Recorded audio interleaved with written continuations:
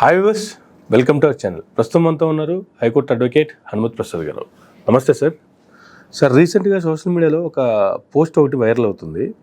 జనరల్గా చాలా పోస్టులు సోషల్ మీడియాలో వస్తూనే ఉంటాయి, పోతూనే ఉంటాయి. ఎవరు ఎక్కువ వీటిని పట్టించుకునే పరిస్థితి ఉండదు. కానీ ఈ పోస్ట్ గురించి పర్టికులర్గా ఎందుకు పట్టించుకోవాల్సి వచ్చిందంటే, ఆయన సినీ ఇండస్ట్రీకి సంబంధించినటువంటి ప్రముఖ వ్యక్తుల మీద, ప్రముఖ ఫ్యామిలీని టార్గెట్ చేస్తూ మేమిద్దరం గత 30 ఏళ్ళుగా ఫ్రెండ్స్ అని చెప్పి, మా ఇద్దరి స్నేహం ఎలాంటిది అంటే ఆయన ఇద్దరు బెస్ట్ ఫ్రెండ్స్ లాగా చెప్తూ, అది మరణవాంగ్మూలం లాగా, సెల్ఫీ సూసైడ్ లాగా చేసినటువంటి వీడియో. అసలు ఆ వీడియో విన్న తర్వాత మీకు ఏమనిపించింది? ఇలాంటి వీడియోల మీద యాజ్ ఎ అడ్వకేట్ ఏం చెప్తారంటే, అతను ఆరోపించినటువంటి ఆరోపణలు ఏం చెప్తారు సార్? అసలు ఇప్పుడు అతను వీడియో చేసాడు మరణవాంగ్మూలం అనే స్టార్ డైరెక్టర్ రాజమౌళి గారి మీద. అది కాబట్టి అంత సెన్సేషన్ అయింది. ఒక 30 సంవత్సరాల క్రితం జరిగిన ఇష్యూని అతను బయట పెట్టి నన్ను బాగా హెరాస్ చేస్తున్నాడు రాజమౌళి గారు అనేసి ఇక్కడ అనేక రకాల ప్రశ్నలు తలెత్తుతాయి. అతను చెప్పిందని మనం కాదన్నాం. చాలా మంది ఏంటంటే ఆ వయసులో 30 సంవత్సరాల క్రితం అంటే ఆయనది ఇప్పుడు 55 ఎంత ఉంటే ఒక 25 సంవత్సరాల క్రితం జనరల్గా ఆ ఏజ్ అంతా కామన్గా ఉంటుంది. ఇప్పుడు జనరల్గా జరుగుతున్నట్టుగానే ఇప్పుడు స్టార్ డైరెక్టర్ అయ్యాక బురద జల్లితే వాళ్ళకున్న క్రెడిబిలిటీ అన్నది పోతుంది, ఖచ్చితంగా పోతుంది. ప్రజలకి ఏంటి, ఇతనికి ఏంటి అన్నది ఆలోచిస్తారు తప్ప ఆ ఏజ్ లో అతను యంగస్టర్ కదా, అంత మెచ్యూరిటీ ఉండదు కదా, ఇవన్నీ కామన్ అని ఈజీగా తీసుకోరు. ఒక ప్రముఖుడు అయ్యాక, ఎప్పుడైతే ప్రముఖుడు అయ్యాకో అతన్ని టార్గెట్ చేస్తే ఆటోమేటిక్గా జనాల్లో పలచబడతాడు, అంటే రెప్యుటేషన్ అనేది డౌన్ అవుతుంది. ఓకే, ఇందులో ఇక్కడ సమస్య అంతా ఆ లవ్ స్టోరీ దీని గురించి కాదు. ఇప్పుడు అతన్ని తీవ్రంగా హెరాస్ చేస్తున్నాడు అన్నది ఒకటి చెప్పి, దీని కారణంగా నేను చచ్చిపోతున్నా అన్నాడు. ఇప్పుడు ఆ హెరాస్మెంట్ ఏంటి? ఇప్పుడు అతని వీడియోలో మనకి కొంత క్లారిటీ అనేది అతను ఇవ్వలేదు. 30 సంవత్సరాల క్రితం జరిగింది, నువ్వు ఇప్పుడు బయట పెట్టవలసిన పరిస్థితి ఏంటి? రెండోది, ఒకవేళ ఈర్ష్య, అసూయ, ద్వేషం నా వల్ల నువ్వు ఎదిగావు, నేను నీకు చాలా సాక్రిఫైస్ చేశాను. ఒక అమ్మాయి ఇష్యూలో గొడవ అనుకుంటున్నాను, అమ్మాయి ఇష్యూలో నేను సాక్రిఫైస్ చేశాను కాబట్టి ఇప్పుడు ఇతని పరిస్థితి బాగుండకపోవచ్చు. అందువల్ల నువ్వు ఆ స్థాయికి వెళ్ళిపోయినా నీకు అంత చాలా హెల్ప్ చేసి నన్ను చూడలేదు కదా అని చెప్పి గ్లెడ్జ్ పెట్టుకుని దాని మీద ఇతను వీడియో చేశాడా అన్నట్టుగా ఉంది. సో అది ఒక కోణంలో ఆలోచిస్తే, రెండో కోణంలో ఏంటంటే, నిజంగా ఇతను చెప్పినట్టుగానే కానీ రాజమౌళి గారు హెరాస్మెంట్ చేస్తున్నాడా ఇతన్ని? ఇతను చెప్పింది ఏంటంటే, నేను ఎప్పుడో సందర్భంలో ఇది అవసరం అవుతే బయట పెడతానన్నాను, దాన్ని బేస్ చేసుకుని అది బయట పెడితే నా మీద, అంటే బయట పెడతాను లేదు, దీన్ని బేస్ చేసుకుని సినిమా తీస్తానన్నట. ఈ ఎవరైతే సూసైడ్ చేసుకుంటాన్నాడో అతను సినిమా తీస్తాన్నాడు వీళ్ళ స్టోరీ మీద. సేమ్ ఇలాంటిది ఆర్య స్టోరీ కూడా వచ్చింది, దీన్ని బేస్ చేసుకుని సినిమా తీస్తా అంటే, ఇప్పుడు నాకు రెప్యుటేషన్ ఉంది కదా, ఇతను బయట పెడితే నా తాలూకు పరువు ఏమవుతుంది, కుటుంబ పరువు అనేటువంటి విధానంలో ఇతన్ని తీవ్ర మానసిక క్షోభకు గురి చేస్తున్నాడని, హెరాస్మెంట్ చేస్తున్నాడని, అందువల్ల అది తట్టుకోలేక నేను చనిపోతున్నట్టుగా చెప్పాడు. అఫ్ కోర్స్ అది కూడా నిజం కావచ్చు, మనం దేన్ని కొట్టిపడేలాం. ఇతను కంప్లైంట్ 30 సంవత్సరాల తర్వాత అతని మీద ఈర్ష్యతో ఇచ్చేయడం మనం ఎలాగంటున్నాము, అదే సేమ్ టైంలో రాజమౌళి గారు ఇప్పుడు ఉన్నటువంటి పరువు పోద్దేమో అని చెప్పి ఇతను కూడా అరెస్ట్ చేయొచ్చు కదా, దాన్ని తీసుకోలేం కదా. ఏదైనా మరణ వాంగ్మూలం అని చెప్పి, నేను ఈ కారణాల చేత చనిపోతున్నాను అని చెప్పి చెప్పేవాడు ఎవిడెన్స్కి, ఇచ్చేటువంటి సాక్ష్యానికి బలం ఎక్కువగా ఉంటుంది. ఓకే, ఒకవేళ అతను కానీ చనిపోతే కనుక ఏడా లేదు, ఏమైనా చేసుకుంటా లేదు తెలియదు. అంటే కేవలం అతను చనిపోతున్నాను అని చెప్పినంత మటుకు దాన్ని బేస్ చేసుకుని శిక్ష పడిపోవడం అలాంటివి జరగదు. మిగతా కారణాలను కూడా చూస్తారు. ఓకే, ఇప్పుడు దీనికి ఎవరు సాక్షులు? ముగ్గురు మ్యారేజ్ చేసుకుందాం ఒక అమ్మాయిని, వీళ్ళిద్దరు అనుకున్న ట్రయాంగిల్ లవ్ స్టోరీ జరిగింది కదా, దీనికి ఎవరు సాక్షులు? అప్పుడు ఎవరు చెప్పారు? ఇప్పుడు ఇతను చెప్పిన మాటని ఎందుకు విశ్వసించాలి? ఆ టైంలో మిగతా వాళ్ళు కూడా ఉంటారు కదా, ఎవడికోడు తెలుస్తుంది కదా, సాక్ష్యాలు ఇవన్నీ కూడా చూసుకుంటారు. కానీ ఏదేమైనా కూడా రాజమౌళి గారు రెప్యుటేషన్ అన్నది బాగా పడింది. ఇతను చెప్పడం వల్ల. ఓకే. అంటే అతనిలో ఈ యాంగిల్ కూడా ఉందంటే అంటే లవ్ చేసే యాంగిల్ అని కాదు, హెరాస్మెంట్ చేసే యాంగిల్ కూడా ఉందా. ఓకే. అంటే అభద్రతా భావం తను ఎక్కడ బయట పెడతాడని చెప్పి ఇతని నాన్న అంత వ్యతిరేకిస్తున్నాడా. ఇప్పుడు హెరాస్మెంట్ చేసినందువల్ల చనిపోతున్నానని చెప్పడం కూడా హాస్యాస్పదంగా ఉంది. ఇప్పుడు అతను ఏమన్నా చంపేస్తాను నిన్ను, నువ్వు బయట పెడితే అలాంటి ఏమన్నా అన్నాడా? అలాంటి ముక్కలు ఏం చెప్పలేదు కదా. ఒకవేళ అలా అంటే అటువంటివి కూడా ఏమైనా బయట పెట్టాలి కదా. పోనీ పెట్టాలి కదా. ఇతను ఆ ముక్క మాటలేదు, హెరాస్మెంట్ చేస్తున్నాడు అన్నాడు. ఇప్పుడు ఇప్పటికే గొడవలు జరుగుతూ ఉండొచ్చు. అతను కుటుంబంలో సెటిల్ అయిపోయి ఉన్నాడు కాబట్టి వాళ్ళ కుటుంబ నేపథ్యం గురించి ఎవడ మాట్లాడినా ఎవరైనా రియాక్ట్ అయ్యే హక్కు ఉంటుంది. ఆ రియాక్ట్ అవడాన్ని ఇతను హెరాస్మెంట్ గానే తీసుకుంటున్నాడా, లేకపోతే ఇతను ఏమైనా బ్లాక్మెయిల్ చేస్తున్నాడా? ఇక్కడ అనేక రకాల కోణాలు ఉంటున్నాయి. ఏదైనా ఇతను ఏమైనా జరిగిందో లేదో మనకు తెలియదు, ఏమన్నా చేసుకున్నాడో లేదో. అతను నన్ను బ్లాక్మెయిల్ చేస్తున్నాడని అతను కానీ కేసు పెట్టాడు అనుకోండి, ఇతని మీద కూడా కేసు పడేటువంటి అవకాశం ఉంది చట్ట ప్రకారం. ఓకే. దాన్ని అన్ని నిరూపించాలి. ట్రయాంగిల్ లవ్ స్టోరీ నిరూపించాలి. ట్రయాంగిల్ లవ్ స్టోరీ అయితే ఇదేనా సినిమానా? అంతే కదా. వదిలేస్తున్నాడు నువ్వు తీసుకుపో అంటే అతను తీసుకుపోవడానికి మధ్యలో ఒకళ్ళు ఉంటారు కదా, వాళ్ళు ఏమి కర్రముక్కలు రాతిముక్కలు కాదు కదా, వాళ్ళకు మనసు ఉంటుంది కదా. అంతే కదా. నిన్ను కూడా ప్రేమించినట్టయితే నువ్వు చెప్పేస్తే అవతలోడితో వెళ్ళిపోవడానికి ఇదేమి సినిమా స్టోరీ కాదు కదా. అంతేగా, సినిమాల్లో నిజం అవుతుంది.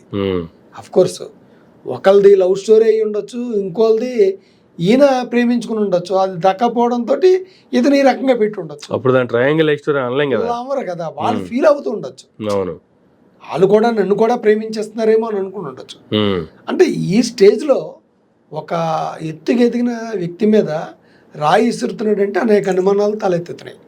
అతను పరువును దిగదార్చడానికి కావచ్చు, అతను బ్లాక్మెయిల్ చేయడం కోసం కావచ్చు.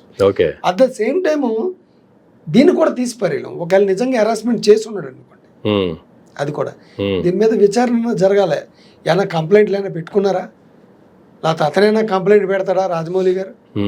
దీని మీద రాజమౌళి పెద్ద ఇష్యూ కదా, రాజమౌళి గారు రియాక్ట్ అవ్వాలా. అంతే కదా. అతను రియాక్ట్ అవ్వలేదంటే అతను చెప్పిందని నా అంగీకరించినట్టుగానే అతను కంప్లైంట్ ఇవ్వాలి, నా మీద లేనిపోను క్రియేట్ చేస్తానండి. అప్పుడు పోలీసు విషయంలో బయటపడుతుంది విషయం అంతా, ఎంక్వైరీలో బయటపడుతుంది. అందువల్ల ఇదేంటంటే సిల్లీ థింగ్ కింద కనిపిస్తుంది. కానీ ఈ వీడియో ఇప్పుడు రాజమౌళి గారి మీద వచ్చింది కాబట్టి ఇది ఎంత సెన్సేషన్ అయింది.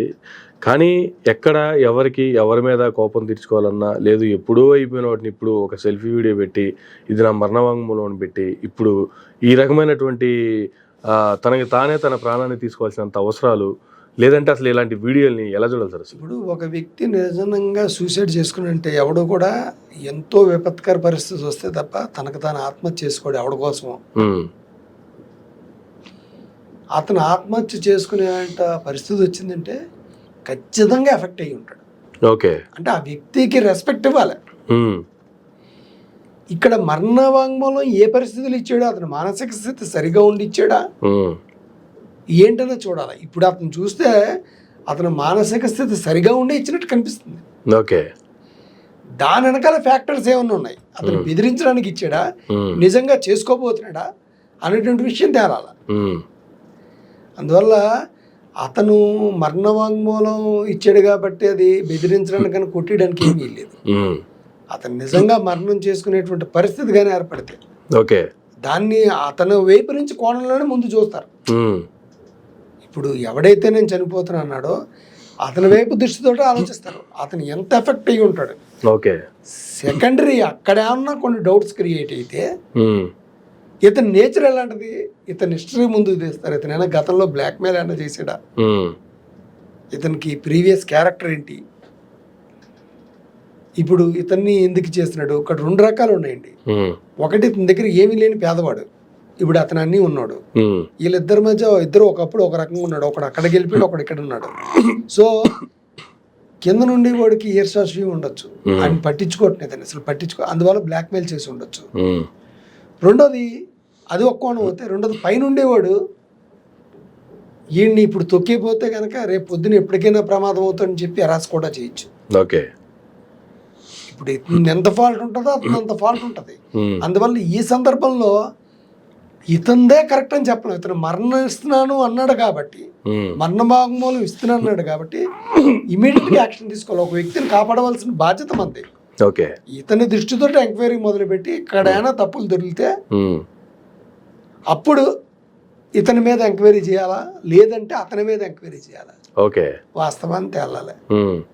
సో బహుశా రాజమౌళి గారు ఎలా రియాక్ట్ అవుతారు, స్పాట్లో రియాక్ట్ అవ్వాలి. మరి ఇంతవరకు రియాక్ట్ అవ్వలేదు.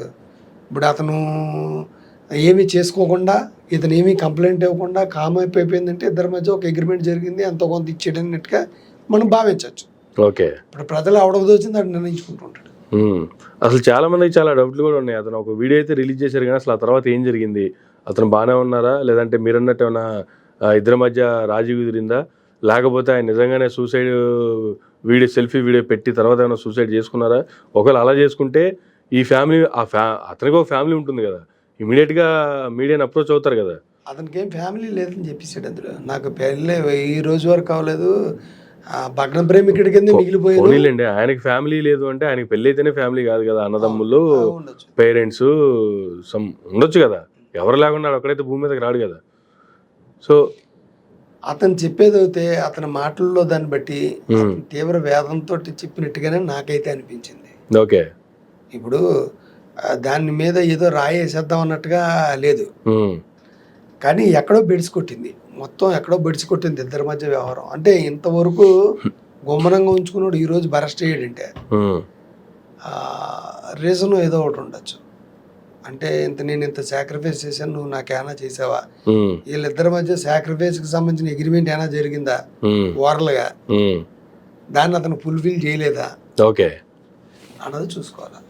రైట్ సార్, ఈ విషయానికి సంబంధించి మేబీ రాజమౌళి గారు ఏమైనా రియాక్ట్ అవుతారా, నిజంగానే ఈ వీడియో ఆయన వరకు వెళ్ళిందా, ఒకవేళ వెళ్తే కూడా ఆయన లైట్ తీసుకొని పక్కన పడేశారా, లేదు నిజంగానే దాని మీద సీరియస్గా యాక్షన్ తీసుకునే అవకాశం ఉందా లేదా, మేబీ రాజమౌళి గారు రియాక్ట్ అయితే కానీ నెక్స్ట్ పరిణామాలు ఏందనేది కూడా తెలియదు. దీని మీద ఖచ్చితంగా అవుతారండి. అతని వరకు వీడియో వెళ్ళిందా లేదంత కాదు, ఆటోమేటిక్ గా ఇంత వైరల్ అయిందంటే అందరికీ తెలిసింది, అతను తెలియదా, అలా ఆ మనుషులే పెట్టేస్తారు నీ గురించి ఏదో వచ్చింది చూడండి, ఆటోమేటిక్ గా తెలిసిపోద్ది. ఓకే, ఇది బాగా వైరల్ అయింది, బాగా వైరల్ అయింది. మీడియాలో కూడా దాని మీద ఎవరు మటుకు వాళ్ళు తమ అభిప్రాయాలు చెప్తున్నారు.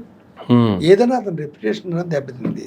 ఓకే, అంటే దీన్ని ఇంత సరిగా డీల్ చేయలేదు, లైట్గా తీసుకున్నా అంటే దానికి అర్థం ఏంటంటే జనాలు వేరే రకంగా అనుకుంటారు, అతను చెప్పింది రైట్ ఏమో అనుకుంటారు.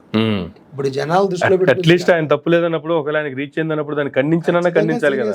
అతని కుటుంబం మీద ఒక చెడు అభిప్రాయం క్రియేట్ అయ్యేలాగా అతను వ్యవహారం చేసాడంటే ఖచ్చితంగా తన ప్రొటెక్షన్ చేసుకోవాలి, తన ఫ్యామిలీని ప్రొటెక్షన్ చేయాలి, ఖచ్చితంగా అతని మీద రియాక్ట్ అవ్వాలి, ఏది చేయాలి. ఇవేమీ చేయలేదంటే, ఇంతవరకు ఏం స్పందించలేదంటే ఏమైనా కాంప్రమైజ్ ఏమైనా జరుగుతుందా, మీడియేషన్స్ అన్నటువంటి తెలుస్తున్నాయి. సో ఏదైనా ఫైనల్గా కాలమే సమాధానం చెప్పాలి.